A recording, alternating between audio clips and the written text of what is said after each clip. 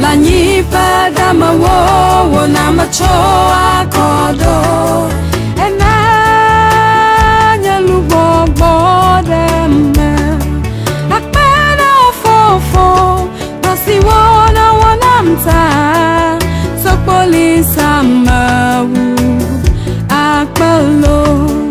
akpena fofo dasi wona wanamta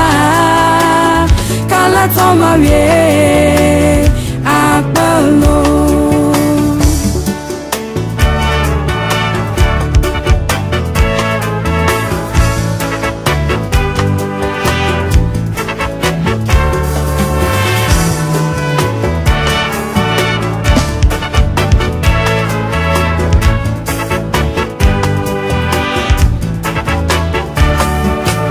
Mam nyame no kwarfo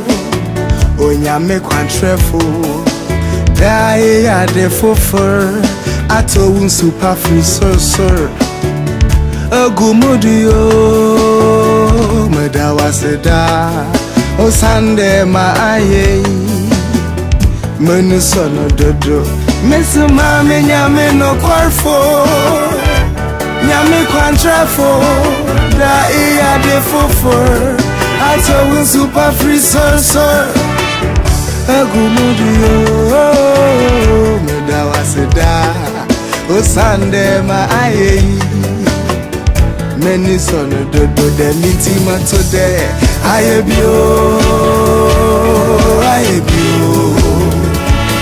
Motojo Madawa seda Aye bio bio Motojo Atuncho moda Da da di di do Da da di di do Di di do Akbana fofo Tosi wona wanamta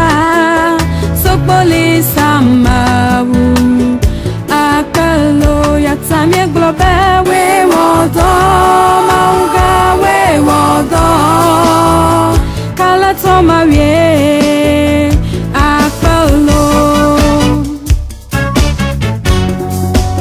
Yen batang pa flo pataya dai na menyen Opanu maswa ne mo de na benu ye munti Won fan sen kunyi na ye won fan na wurutani na ye won fa tuturubento so hye na nyam Na mo hye tuturubento no hene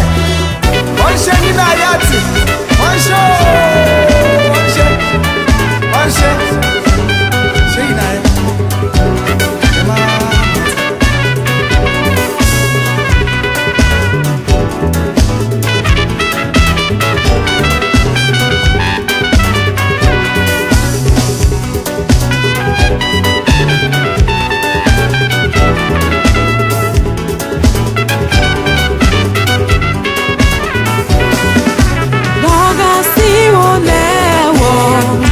Jaminyalo Mauga Kasasa Mauga Kiti Kata Mau Sina Gugwa Madaka Matuneo Ame Mama Me Yemi Mana Wolo Aiko Ewo Chidula Edencho Hodi Tosime Nizi Iwaya Nizi Damasi Yedo Odachi Thank you, Jesus. Come and tomare, kala tomare nenya, yesu wawolo.